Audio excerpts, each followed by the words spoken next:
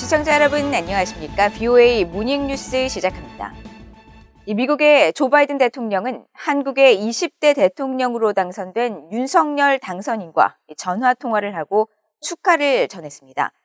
두 사람은 평화와 안보, 번영의 핵심 축인 미한동맹의 힘을 재확인하고 북한의 핵 미사일 위협을 다루는데 긴밀한 조율을 하기로 약속했습니다. 첫 소식 조상진 기자가 보도합니다.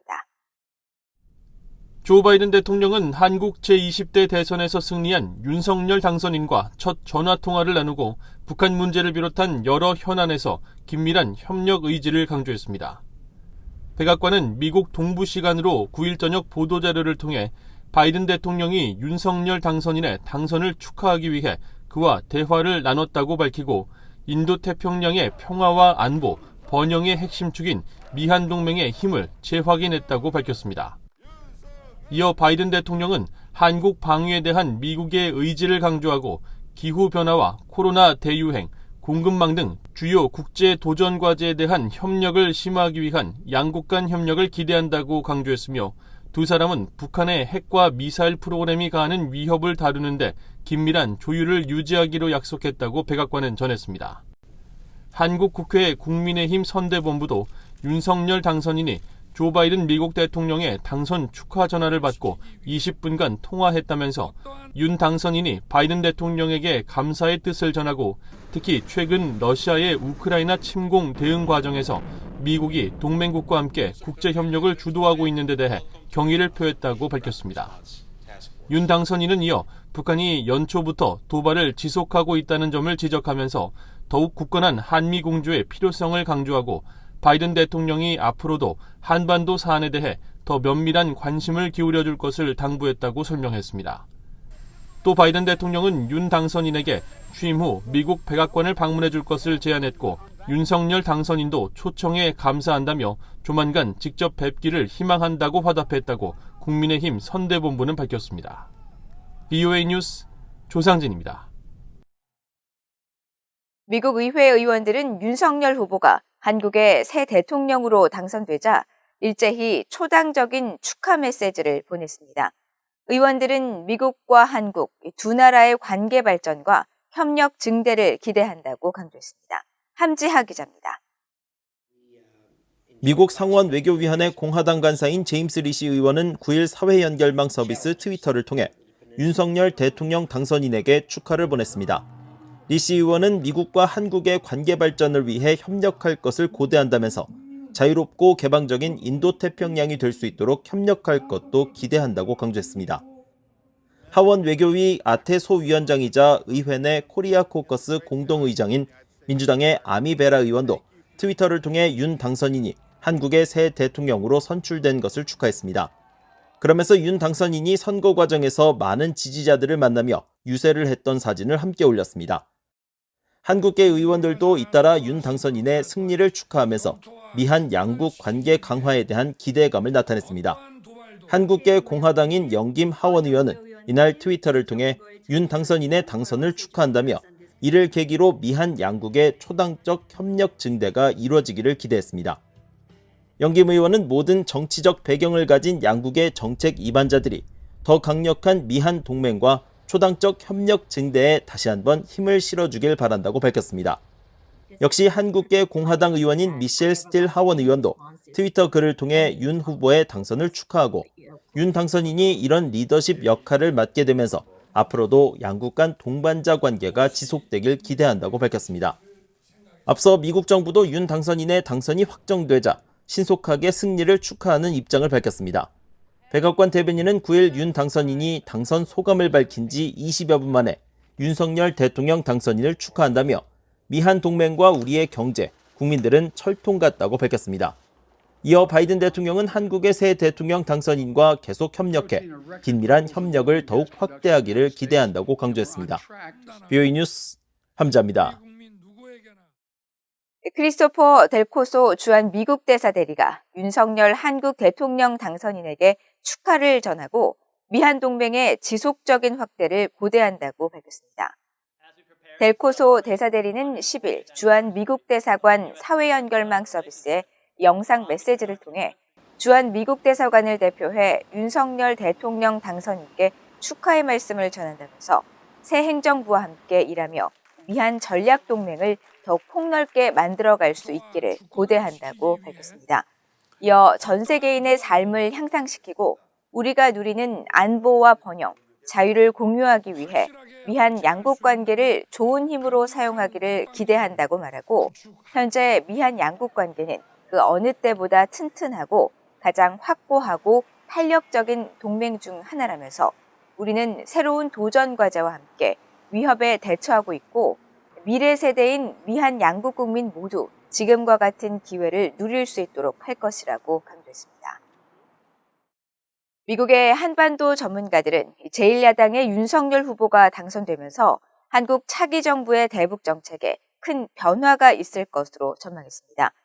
미한 동맹 문제를 비롯해 북한 문제, 또 윤 당선인이 선거 당시 내놓은 대중국, 대일본 정책들이 앞으로 어떻게 추진될지 큰 관심사라고 밝혔습니다. 김영교 기자가 보도합니다. 미국 내 한반도 전문가들은 한국 대선에서 제1야당 후보가 당선되면서 미국과 한국의 공조가 다시 강화될 것으로 전망했습니다.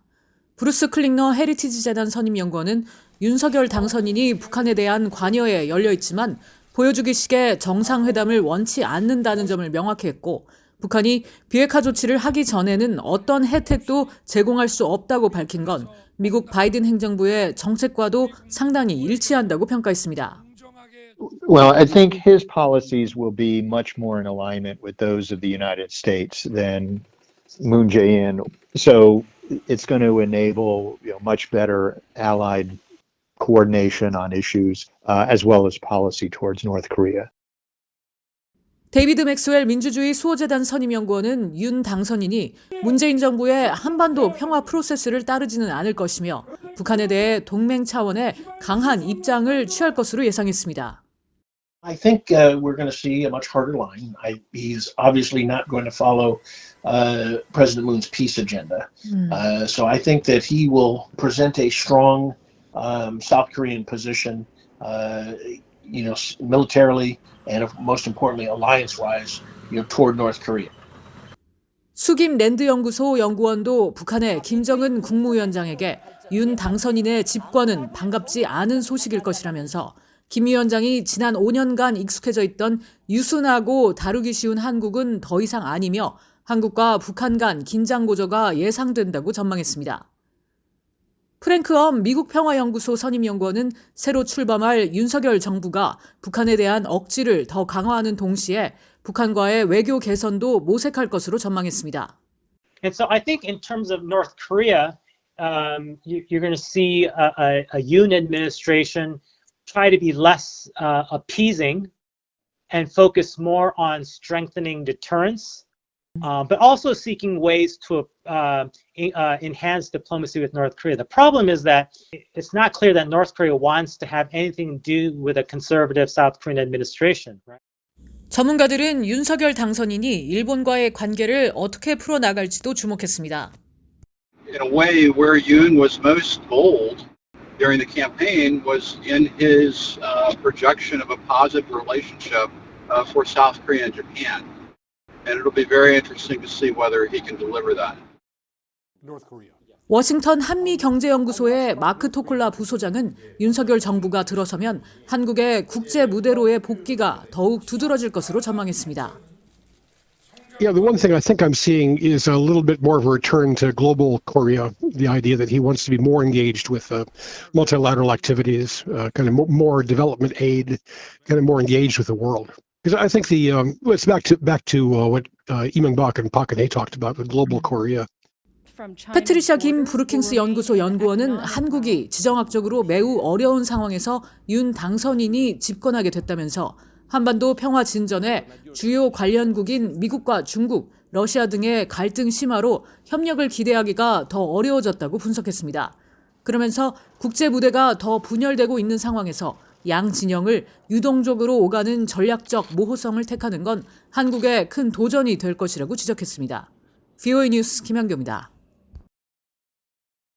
미국 국무부 동아시아 태평양 담당 차관보와 또 국방부 인도태평양 안보 문제 차관보가 일본을 방문해 미한일 삼각공조의 중요성을 강조할 계획이라고 미국 정부가 밝혔습니다. 국무부는 9일 데니얼 크리튼브링크 국무부 동아태 차관보와 일라이 레트너 국방부 인도태평양 안보 문제 차관보가 10일부터 12일까지 일본을 방문해 미일 2+2 안보협의위원회의 안보분과위원회 공동의장을 맡게 될 것이라고 밝혔습니다. 이어 크리튼브링크 차관보는 일본 측과의 논의에서 인도태평양 지역과 그 너머의 평화, 안보, 번영을 증진하기 위해 미국, 일본, 한국의 양자, 또 3자 간 협력의 중요성을 강조할 것이라고 밝혔습니다. 국방부도 일라이 레트너 차관보의 일본 방문 소식을 전하고 이번 방문을 통해 미한일 3자 협력과 영내 평화와 안보에 초석이 되는 미일 동맹의 역할을 강조하고 일본에 대한 미국의 안보 공약을 재확인하는 계기가 될 것이라고 밝혔습니다. 미국 인도태평양 사령부가 북한의 거듭된 탄도미사일 발사를 규탄하면서 이에 대한 신속한 대응 조치를 취했다고 밝혔습니다. 인도태평양 사령부는 9일 발표한 성명을 통해 지난 7일 북한의 계속되는 탄도미사일 발사에 대응해 정보와 감시, 정찰 수집 활동을 강화하고 영내 탄도미사일 방어 병력의 대비 태세를 높였다고 설명했습니다. 또 미국은 한국 시간으로 지난 5일 오전 발사를 포함해 최근 북한의 잇단 탄도미사일 발사를 규탄한다고 밝히고 이러한 발사는 여러 유엔 안보리 결의에 대한 위반이며 북한의 이웃 국가들과 국제사회에 위협을 제기한다고 비판했습니다. 그러면서 우리는 평화를 저해하고 영내와 국제사회를 불안정하게 만드는 북한의 미사일 실험 활동이 크게 증가한 데 대해 우려를 분명히 했다고 밝혔습니다. 이어 한국과 일본 방위에 대한 미국의 공약은 철통 같다면서 미국은 여전히 한반도의 완전한 비핵화를 위한 진지하고 지속적인 외교에 전념하고 있다고 거듭 강조했습니다. 이상으로 BOA 모닝뉴스를 모두 마칩니다. 시청해주신 여러분 고맙습니다.